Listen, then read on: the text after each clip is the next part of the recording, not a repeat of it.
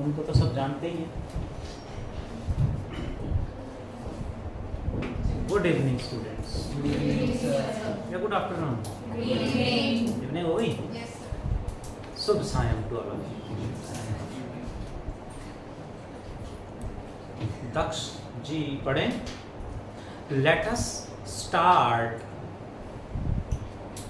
New chapter number 6। Chapter का नाम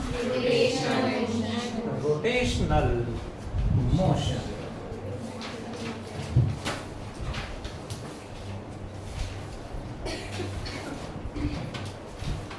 chapter 6 11th class rotational motion.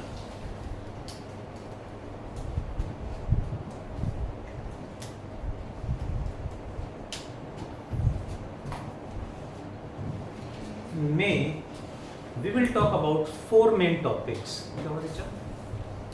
बताओ बताओ, पक्का बताओ, नहीं बताओगे? क्लास के बाद सच में?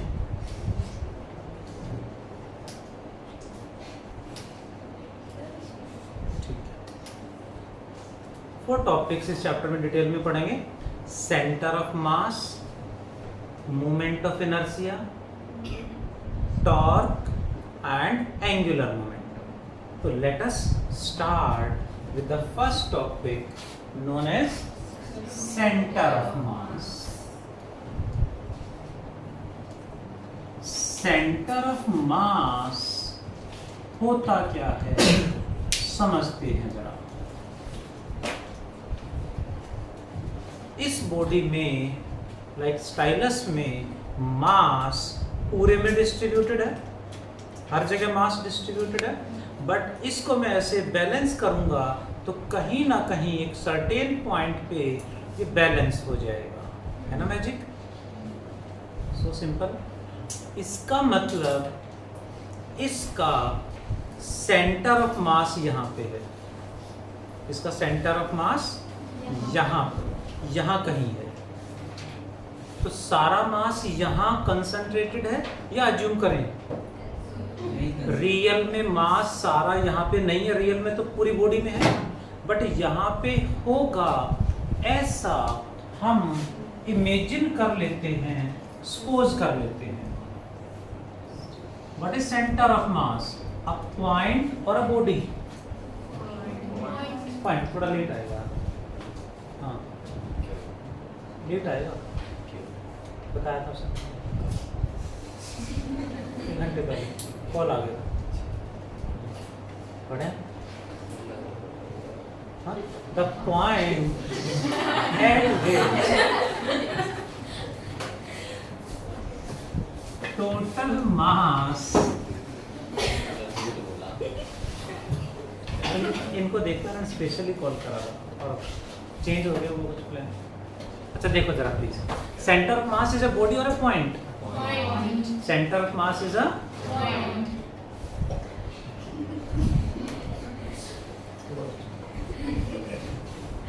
स्टाइल मार रहे हो, सामने जा प्लीज। ठीक रह गया, देखें जरा please. Centre of mass is a body, point at which total mass of the body, whole mass of the body is concentrated or not? Concentrated. Is not concentrated. Suppose नहीं, supposed. Is supposed to be concentrated. Supposed to be concentrated, यानी ऐसा हम assumed to be concentrated, it is better to मैं assume कर लेंगे ऐसा, ठीक है, कि सारा मास वहाँ कंसंट्रेटेड होगा, ऐसा लेट कर लेते हैं, assume कर लेते हैं, बट रियल में सारा मास वहाँ पे नहीं होता। ऐसा assume करने से हम डेली लाइफ में बहुत सारे फिनोमेना को समझ पाते हैं। बहुत सारे फिनोमिना को एक्सप्लेन कर पाते हैं और डेली लाइफ में बहुत सारे काम हमारे आसान हो जाते हैं। Like you know shuttle racket, badminton में जो शटल है उसको कैसे भी थ्रो करें आप, उसका जो हैवियर पार्ट है हमेशा वही आके रैकेट पे हिट करेगा। ऐसा क्यों? क्योंकि उसको बनाया इस तरह से गया है कि उसका centre of mass exactly mid में नहीं, एक साइड में, एक कॉर्नर में शिफ्ट कर दिया है। इधर मास ज्यादा उधर कम है तो सारा का सारा मास एक कॉर्नर में होगा, जिससे कैसे भी फेंकें उसका सेंटर ऑफ मास ही आगे रहेगा। तो जैसे उसे फेंकेंगे या शटल को हिट करेंगे हमेशा उसका हैवियर पार्ट ही रैकेट पे हिट करता है। कैसे भी थ्रो करें हैवियर पार्ट ही फिर से आके रैकेट पे हिट करता है ना। वो जो डार्ट होते हैं ना ऐसे हिट कराते हैं एम बोर्ड पे हिट करते हैं हम, तो वो भी इस तरह से डिसाइड कर बनाया जाता है उनको कि उनका हैवियर पार्ट ही हमेशा हिट करता है आगे जाके, due to centre of mass. We are doing running, आप एग्जैक्टली वर्टिकल होके रनिंग करो, बहुत ज़्यादा एनर्जी स्पेंड होगी। जब थक जाते हैं और पता चला कि अब 1 किलोमीटर और रन करना है तो व्हाट वी डू, हम बॉडी को आगे बेंड कर लेंगे, आगे झुक जाएंगे और नॉर्मली रन करेंगे आगे बेंड होके, तो हमें बहुत कम एनर्जी स्पेंड करनी पड़ेगी कि हम आगे बेंड होने से हमारी बॉडी का सेंटर ऑफ मास बॉडी से बाहर आ गया, काफ़ी कम एनर्जी स्पेंड करनी पड़ेगी। दैट्स वाई जब हम अप स्टेयर्स जा रहे होते हैं you generally experience when ever you get class in second building, तो बच्चे बोलते सर वहाँ तो थक जाते हैं हम जाते जाते। तो मेनली जब थक जाते हैं तो ऑटोमेटिकली आगे बैंड हो जाते हैं।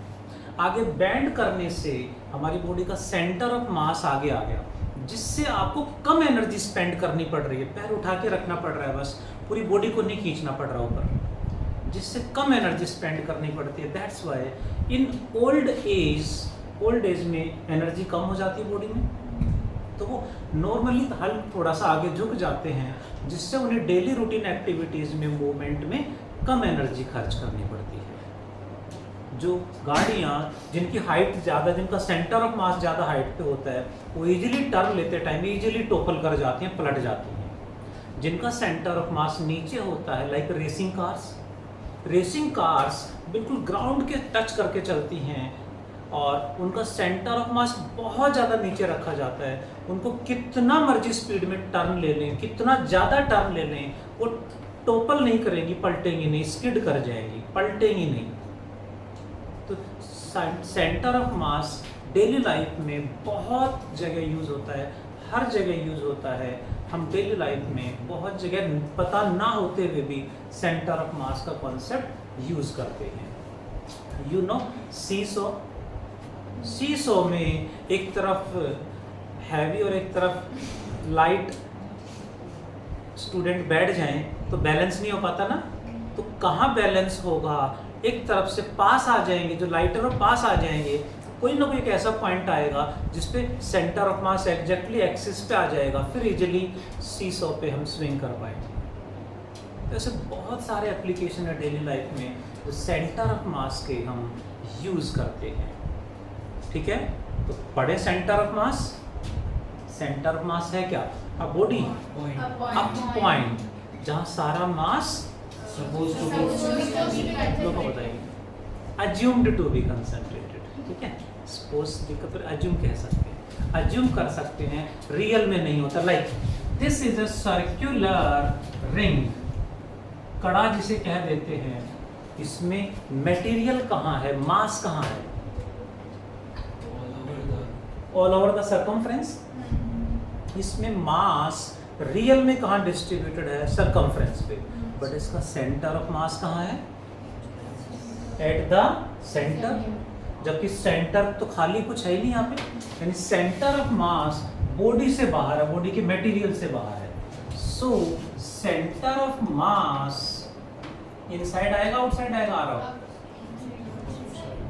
मे लाई इनसाइड और आउटसाइड द बॉडी, ये बॉडी के अंदर भी हो सकता है, बॉडी के बाहर भी हो सकता है, आउटसाइड द बॉडी.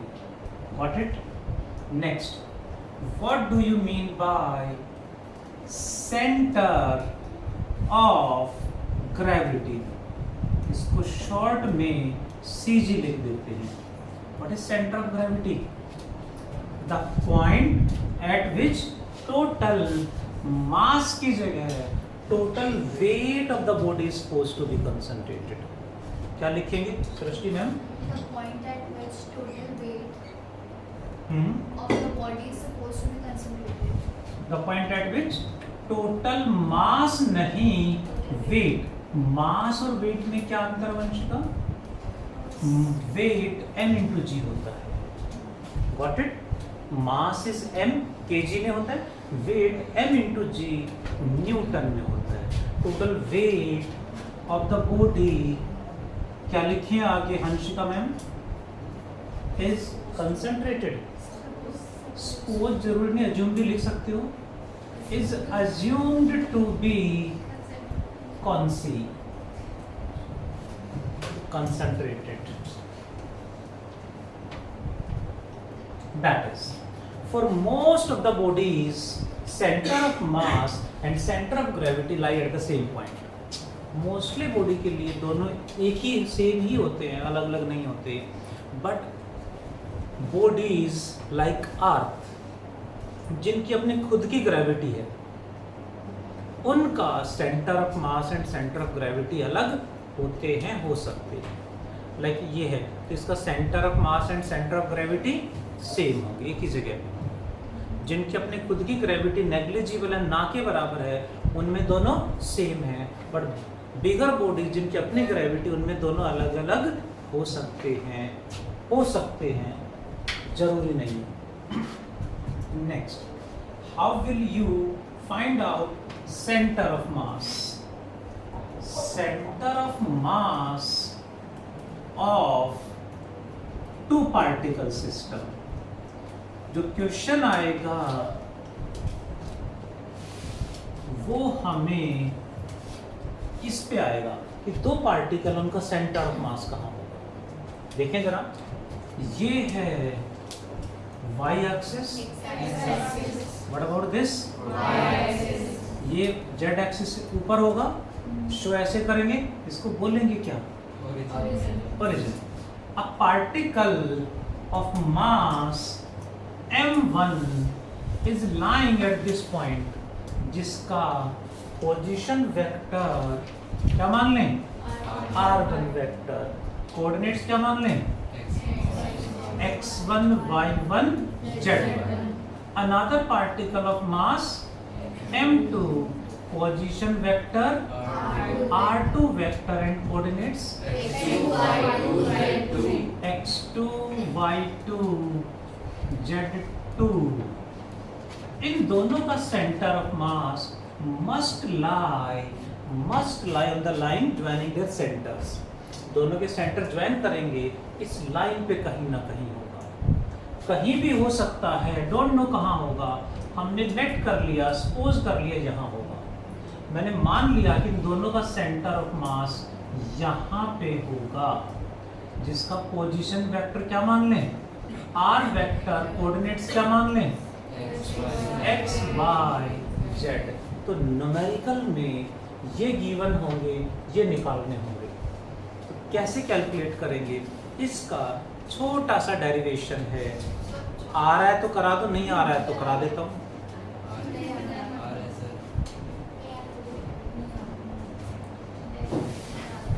आ रहा है तो कराना पड़ेगा, नहीं आ रहा है तो भी कराना पड़ेगा, करना चाहिए. चलो करें डेराइव? नो? जब पे 11 सर स्कूल की मेमोरीज में चले जाते हो. देखें जरा please. What we assume, let a force F1 and a force F2 are applied on M1 and M2. किसी भी डायरेक्शन में शो कर दे, वेक्टर फॉर्म में लिखना है. What is F1? Avani ma'am, F1 क्या है? फोर्स अप्लाइड ऑन, अब ने की आवाज नहीं आ रही, ऑन M2, M1, F2 क्या होगा अपने ma'am? Force applied on F2, M2, force applied on M2 हो जाएगा F2। You know Newton second law of motion? Yes, बताना जरा।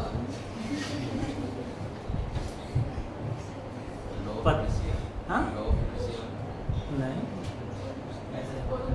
वो तो फर्स्ट लॉ है Lakshya, Newton second law. F equal to m में, हाँ किस तरह से रिएक्ट कर रहे हो, जैसे बस यहीं बैठा हो तो स्लिप हो रहा दिमाग से। देखिए जरा प्लीज, ठीक है समीर। अच्छा, नेट फोर्स कितना होगा? What is net force on system? दोनों का वेक्टर सम आ जाएगा। F net is F1 vector plus F2 vector. हाँ सर, नहीं मैग्नीट्यूड नहीं, वेक्टर फॉर्म में लिख रहे हैं। ध्यान दे प्लीज, डेरिवेशन कंप्लीट होने वाला है, 2 स्टेप हो रहे हैं। According to Newton's second law of motion, what is F? M में या फिर d by dt of momentum, forces delta p by delta t या M में, या फिर dp by dt। What is F1? d by dt of p1, F2 d by dt of p2, putting in equation first। F1 की जगह क्या लिख दें जी? d by dt of p1 plus F2 is d by dt of p2 equals to F net। F net की जगह क्या लिखेंगे Sameer? d by dt of p, d by dt of net momentum, d by dt of p नट नहीं p net, p net यानी net momentum. Newton second law के according force का formula पता चल गया। What is the formula for momentum? Mass into velocity. पक्का? देखो जरा, d by dt of p1 की जगह क्या लिखेंगे? M1 V1। आपने जो पढ़ा हुआ है वो वैल्यू पुट कर रहा हूँ, बस आंसर आने वाला है। d by dt of p2 की जगह क्या लिखे सामने? M1 V1, M2 V2 ना, and d by dt of p net की जगह क्या लिख दें? MV। नेट मोमेंटम का मतलब टोटल मोमेंटम का मतलब total mass into total velocity. Total mass क्या होगा जी? Total mass of the system क्या बनेगा जी? m1 प्लस टोटल मास होगा m1 plus m2 into v net. v net लिखें, v टोटल लिखें या v सेंटर ऑफ मास लिखें, एक ही बात है। पूरे सिस्टम की velocity, total velocity, net velocity या सेंटर ऑफ मास की वेलोसिटी मतलब सेम है। That is v centre of mass. v का formula in terms of displacement, and we know velocity equal to dx by dt। dx by dt, जब displacement x ले रहे हैं, displacement y लेंगे तो dy by dt, z रखेंगे तो displacement r1 हुआ तो dr1 by dt। so what is v1?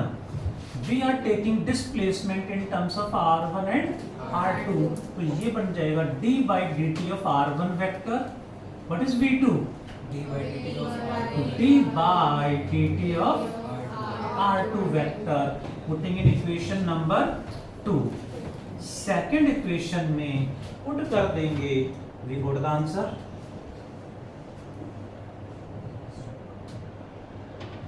देखें जरा क्या है second equation. d by dt of total mass m1 plus m2 into what is v center of mass. d by dr by dt, d by dt of r center of mass equals to, next क्या आएगा, d by dt of m1 into what is v1, d by dt of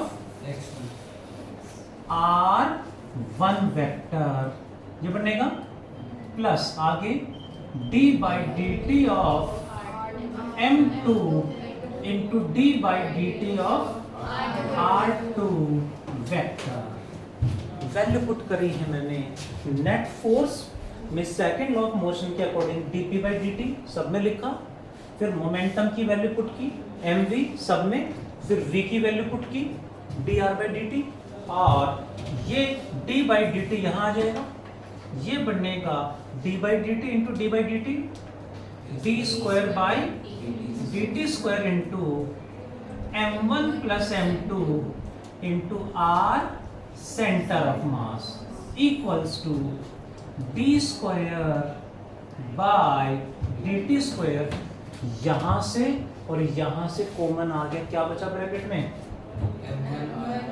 m1 r1 plus upon कुछ भी नहीं, that's all. d square by dt square को क्या हो जाएगा, दोनों तरफ है, ये रूल होता है डिफरेंशिएशन का, कट जाएगा. तो r सेंटर ऑफ मास को क्या लिख दें, r ऑफ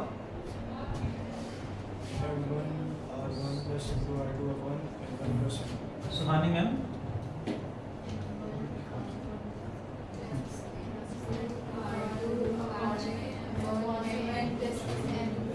सुहानी मैम ने बोला.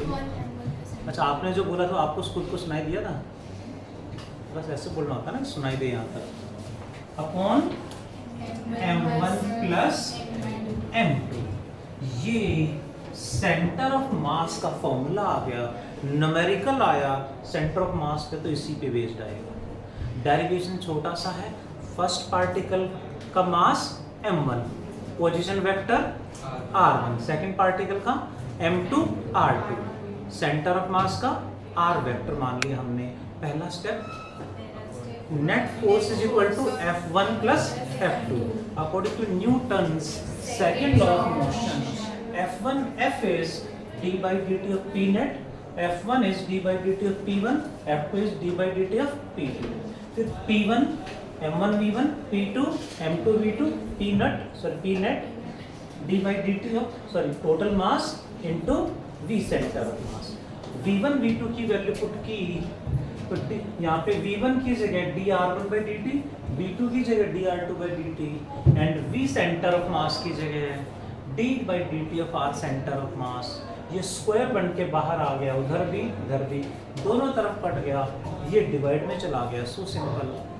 पहला स्टेप नेट फोर्स, दूसरा स्टेप फोर्स की वैल्यू पुट की, फिर मोमेंटम की वैल्यू पुट की, देन वेलोसिटी की वैल्यू पुट की. आ गया आंसर. फोर्स की वैल्यू पुट की dp by dt, फिर मोमेंटम की वैल्यू mv, फिर v की value dr by dt. Do fast every one.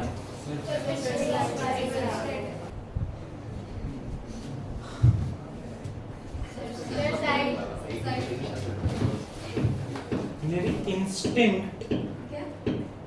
Instinct बहुत ज़्यादा हाई होती है, but hope so I might be wrong. Let us continue the next topic. Is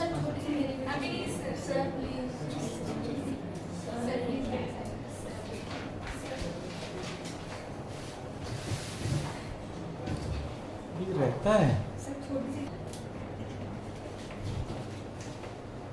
center of mass of two particle system is this. For three particles plus m3 r3 plus m2. 4 particle, 5 particle, 10 particle, n particle सबके लिए add होता चला जाएगा। देखें जरा, how will you find out x coordinate of centre of mass? m1 x1 plus divided by same 3 particles के लिए 4 particles के लिए ऐड होता चला जाएगा। y coordinate of centre of mass, इसी तरह से z coordinate of centre of mass we can find out easily. Coordinates हमें पता होने चाहिए। ध्यान दें, न्यूमेरिकल पे डिपेंड करेगा, क्योंकि position vector means i cap, j cap, k cap की फॉर्म में गिवन है, तो यहाँ वैल्यू पुट करेंगे वही आ जाएगा। ये वाला फॉर्मूला लगाएंगे। x कोऑर्डिनेट गिवन है, x कोऑर्डिनेट आ जाएगा। y कोऑर्डिनेट गिवन है, तो यहाँ पे y कोऑर्डिनेट निकाल देंगे। z है तो z निकाल देंगे। Depend on the question.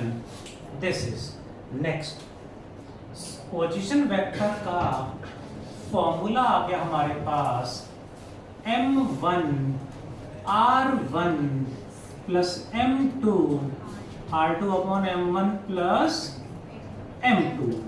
Got it? देखें जरा अगली one, if centre of mass lies at origin. Centre of मास कहां पे है? ओरिजिन पे है। What does it mean?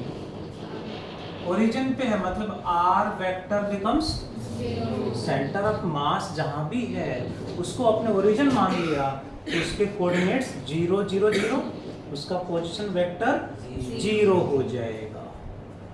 ये 0 means m1 r1 vector plus m2 r2 vector becomes 0। We can write m1 r1 equals to minus of m2 r2। Minus का मतलब एक particle left में है तो दूसरा पार्टिकल ऑपोजिट यानी राइट में होगा। एक पार्टिकल ऊपर है तो दूसरा नीचे होगा, हमेशा ऑपोजिट होंगे। इन मैग्नीट्यूड का मतलब डायरेक्शन हटा दो, और ये माइनस डायरेक्शन ही बता रहा है। डायरेक्शन हटा दें तो माइनस हट जाएगा, क्योंकि मैग्नीट्यूड ऑलवेज पॉजिटिव। तो फॉर्मूला क्या बनेगा? m1 r1 equals to m2 r2। एक एग्जांपल से समझते हैं। दिस इज m, ये भी m। Where is centre of mass? कहाँ होगा सेंटर ऑफ मास? दोनों मास इक्वल हैं तो centre of mass will be eight the centre यानी मिड पॉइंट पे होगा। Got it? अब मैंने क्या करा, ये m इसको 2m कर दिया। अब किधर जाएगा? 2m की तरफ या m की तरफ? 2m की तरफ चला जाएगा। यानी जिधर जो पार्ट हैवियर है, जिसका मास ज्यादा है, सेंटर ऑफ मास उसी की साइड होगा, उसके पास में होगा, उसके क्लोज होगा। तो यहाँ से मिड पॉइंट से इधर चला गया। नेक्स्ट इसको भी 2m कर दिया। अब फिर से मिड पॉइंट पे आ जाएगा। इसको मैंने 3m कर दिया तो इधर कहीं आ जाएगा। क्वेश्चन है कहाँ होगा? तो जहां भी होगा, हमें नहीं पता कहाँ होगा। मान लीजिए यहाँ है सेंटर ऑफ मास, इसी को मैंने क्या मान लिया? ओरिजिन। तो ये क्या हो जाएगा? r1। ये कितना होगा? r2 की वैल्यू क्या होगी? r minus r1। इसको ओरिजिन मान लिया तो फॉर्मूला क्या लगा दें? m1 r1 equals to m2 r2। m1 is 3m into r1 equals to RHS में क्या लिखे समीर? 2m into r1। Richa make it correct. r1 नहीं आएगा रिचा। r माइनस r1 आएगा समीर जी। कहाँ जाना है? m से m कट जाएगा। क्या लिख दूं? 3r1 या 5r1? equals to 2r. Am I right? 5r1 आएगा माइनस 2r1 इधर आके इसमें ऐड हो जाएगा. 5r1 equals to 2r. तो r1 कितना हो जाएगा? सॉरी, r1 हो जाएगा 2r/5. इस तरह से एग्जाम्स में अक्सर क्वेश्चन हमें देखने को मिलेंगे. एक और क्वेश्चन यहाँ से पूछा जाता है, एक एनसीईआरटी का क्वेश्चन मॉड्यूल में भी है. देखो जरा, this is a circular disc और शीट भी कह सकते हैं. सर्कुलर डिस्क और सर्कुलर शीट. मास कितना है? Not given. Where is it centre of mass? Obviously at the centre. इसका रेडियस गिवन है r. ठीक है. अब इसमें क्या करा, इसके एक एज से r/2 रेडियस का एक small circular disc, r/2 radius का डिस्क यानी r डायमीटर का एक सर्कुलर डिस्क कट करके इसके अंदर से निकाल दिया, रिमूव कर दिया है. मींस जो कट करा है ये वाला पार्ट, इसका रेडियस कितना है? r/2. ये रिमूव्ड शीट है, जिसको रिमूव करा है, रिमूव्ड डिस्क है. तो अब सेंटर ऑफ मास किधर जाएगा? पूरी डिस्क का यहाँ था, ये कट करके हटा दिया इसके अंदर से. अब किधर होगा सेंटर ऑफ मास? इधर जाएगा. कितना इधर जाएगा, कहाँ होगा, ये बताना है. तो व्हाट वी डू, r/2 नहीं होगा. यू राइट, r/2 नहीं होगा. कितना होगा हमें कैलकुलेट करना पड़ेगा. कुछ भी आंसर हो सकता है. r/3 रेडियस ले सकते हैं, r/4 रेडियस भी हो सकता है. तो जनरल कॉन्सेप्ट सीखना, और r/2 नहीं होगा. करें सॉल्व. तो ऐसे में we consider two parts, two body मान ली हमने सेम ऐसी. अब फर्स्ट बॉडी कौन है? रिमूव्ड डिस्क है. एंड सेकंड बॉडी कौन है? रिमेनिंग जो डिस्क होगी, जो रिमेनिंग पार्ट है, उसको हमने सेकंड बॉडी मान लिया है. That is removed, sorry remaining. Remaining जो पार्ट होगा, रिमेनिंग शीट, इसको कंबाइंड दोनों का जो सेंटर, उसे ओरिजिन मान लें. तो फॉर्मूला क्या लगेगा? m1 r1 equals to m2r. Disc में, शीट में मास कहाँ डिस्ट्रीब्यूटेड होगा? सरकमफ्रेंस पे या एरिया में? ऑब्वियसली शीट है तो पूरे एरिया में डिस्ट्रीब्यूटेड होगा.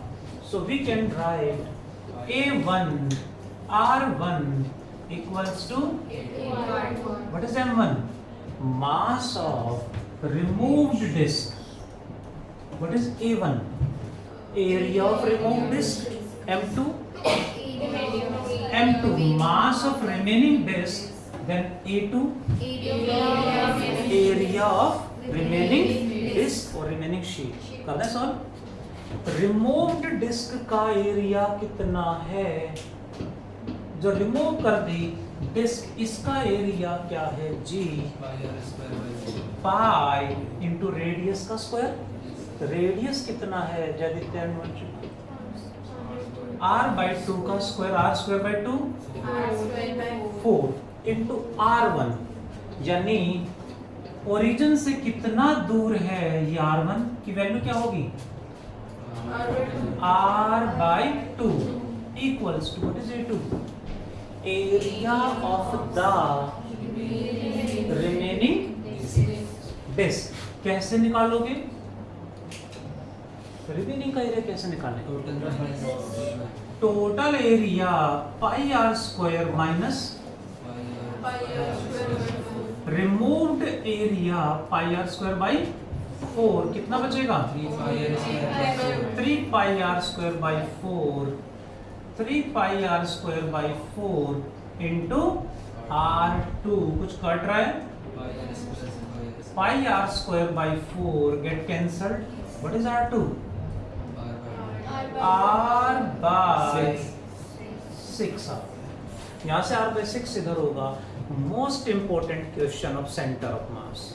सेंटर ऑफ मास में मोस्ट इंपॉर्टेंट क्वेश्चन है. यहाँ डिस्क है, स्फीयर होता तो सेम फॉर्मूला लगेगा उसमें भी. बहुत ज़्यादा इंपॉर्टेंट है. इसी में how will you find out velocity of centre of mass? m1 r1 की जगह m1 v1 plus m2 v2 upon m1 plus m2 for 3 particles. Garvit 3 plus m3 v3 और यहाँ प्लस m3 आ जाएगा. कितने भी पार्टिकल ऐड करते जाएंगे. How will you find out वासिका ma'am acceleration of centre of mass? m1 a1 m2 a2 upon m1 plus m2. Acceleration of centre of mass के लिए total F external divided by total mass भी कई बार use कर लेते हैं. Additional point है, centre of mass is not affected by internal forces. Centre of mass पे इंटरनल फोर्सेस का इफेक्ट नहीं आता. External forces can effect centre of mass only. Internal से कोई इफेक्ट नहीं पड़ेगा. ठीक है जी. एडिशनल पॉइंट है, बस टॉपिक कंप्लीट हो गया. वैसे तो न्यूमेरिकल्स करने ही हमने, बट एक छोटा सा एग्जांपल.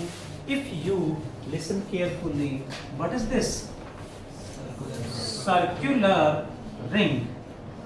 सर्कुलर रिंग, यहाँ इसका सेंटर है. रेडियस क्या मान लें? r. Where is it centre of mass? Obviously at the centre. अब हमने क्या करा, इसका लोअर हाफ पार्ट कट करके हटा दिया, तो क्या बन गया? Semi circular ring. अब सेंटर ऑफ मास कहाँ होगा जी?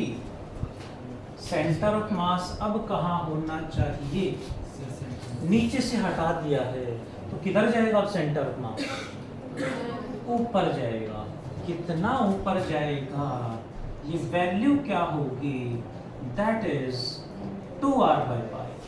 यानी सेमी सर्कुलर रिंग का centre of mass 2r by pi ऊपर होगा. कैसे आया? इसका भी छोटा सा डेरिवेशन है. No need for school exam. School exam में ना अभी तक आया है ना आगे आएगा. एंट्रेंस एग्जाम में पूछा गया है. एंट्रेंस एग्जाम के लिए डेरिवेशन सीखना चाहे सीख सकते हैं, या डायरेक्ट रिजल्ट भी याद रख सकते हैं. छोटा सा last case. If I will take it as circular disc, बेटा सर्कुलर डिस्क ले लें, तो अब सेंटर ऑफ मास कहाँ होगा जी? Again at centre, radius r. If we remove again lower half part remove कर दे, तो अब किधर जाएगा जी? अब ये डिस्क है, सेमी सर्कुलर डिस्क है, तो ऊपर जाएगा. कितना ऊपर जाएगा? 4r by 3 ये डेरिवेशन है इनके.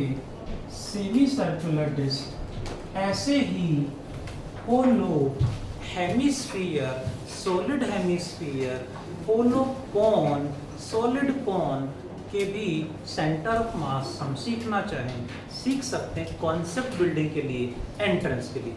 स्कूल लेवल पे इनके डेरिवेशन नहीं आते. Do fast everyone. आज का HWS कितने क्वेश्चन आ रहा? 1 से लेके 8. हाँ, सेंटर ऑफ मास का जो टॉपिक है वो सारे 1 to 8 न्यूमेरिकल्स को जानने चाहिए. Let us pack up the class. Thank you, bye, take care.